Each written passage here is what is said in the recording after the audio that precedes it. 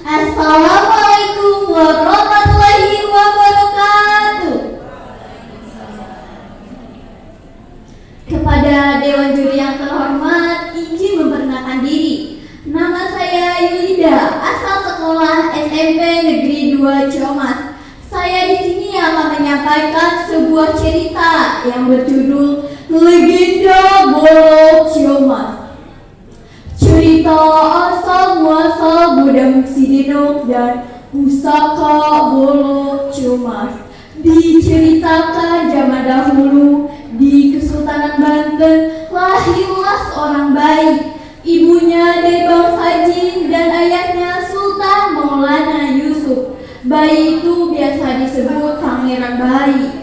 Bayi ini selalu menangis tidak berhenti-henti. Tidak ada yang bisa menenangkan sang bayi tersebut. Hingga akhirnya Sultan mengadakan sayembara.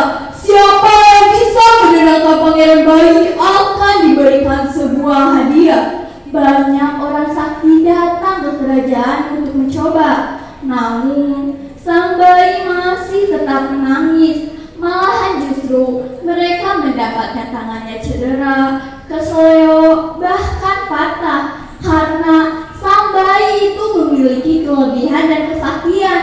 Terakhir, ada pasangan suami istri yang datang. Mereka pekerjaannya pandai atau pembuat golok. Namanya Ki Gede dan Nyi Gede dari daerah Ciamas. Aneh dan ajaib, Ki Gede dan Nyi Gede dapat menenangkan sang bayi tersebut. Sultan mengakui dan mensyahkan mereka sebagai pemenang sayembara. Sesuai yang sudah dijanjikan, bagi siapa saja pemenangnya, Sultan akan memberikan sebuah hadiah. Karena mereka pekerjaannya pandai atau untuk membuat golok, maka Sultan memberikan sebuah godam yang dinamakan Godam Sideno.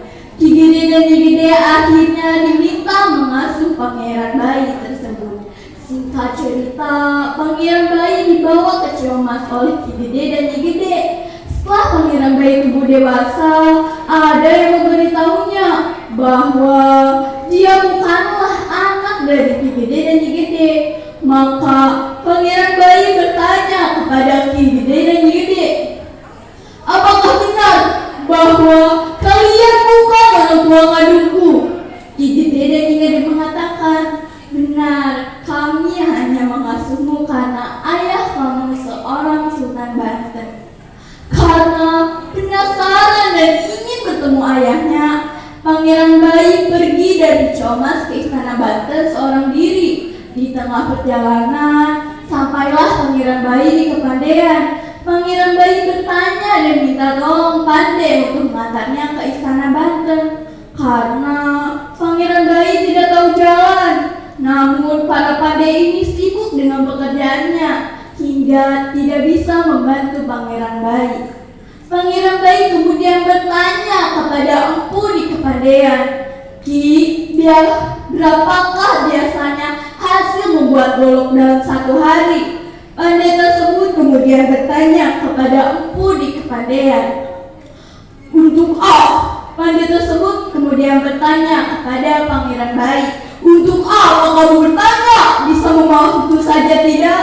Kemudian Pangeran Bayi memautkan tangannya ke besi untuk membuat golok, seperti yang dilakukan Ki Gede dan Nyi Gede di Ciamas. Para empu kagum dan akhirnya mau mengantar Pangeran Bayi ke Istana Banten.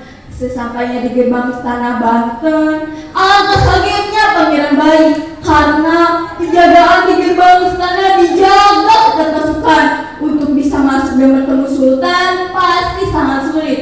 Kemudian Pangeran Bayi menceritakan maksud dan tujuannya kedatangannya ke istana pada penjaga istana.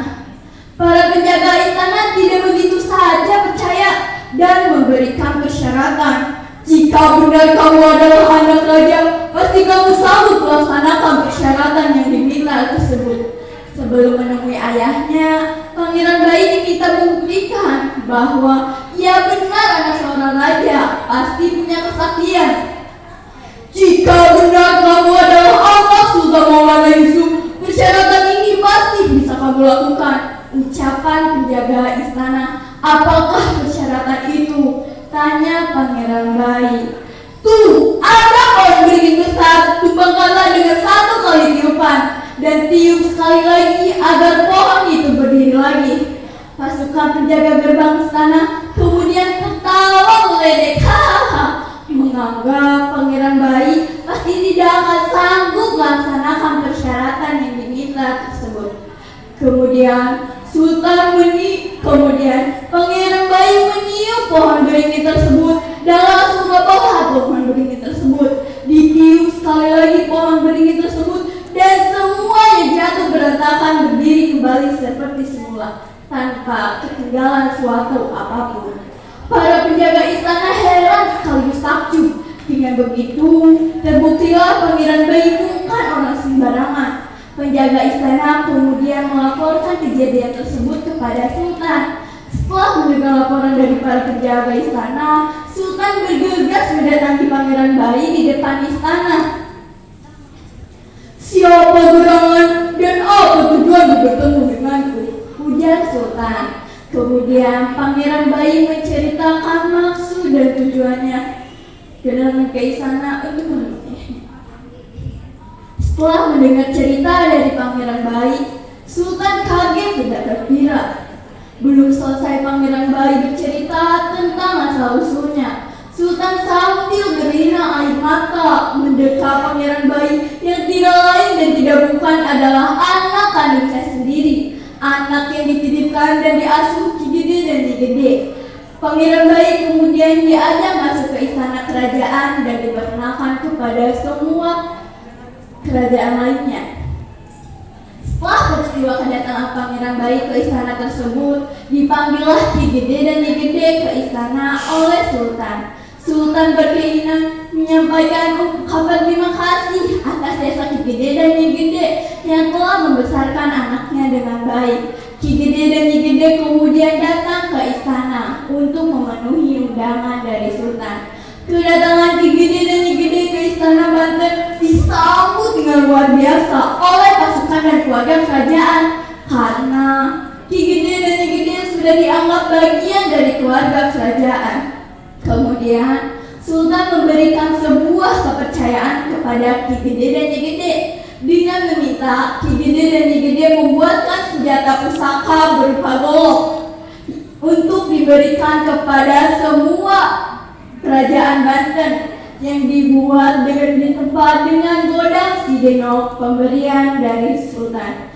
Itulah legenda golok Ciomah, legenda asal muasal godang Sidenok dan pusaka golok Ciomah. Sampai saat ini tradisi lisan tersebut masih ada di tengah masyarakat, terjaga dan terawat di daerah Ciamas, Kabupaten Serang, dituturkan oleh para keturunan Ki Gede dan Nyi Gede yang masih berprofesi sebagai empu atau pandai pusaka golok Ciamas.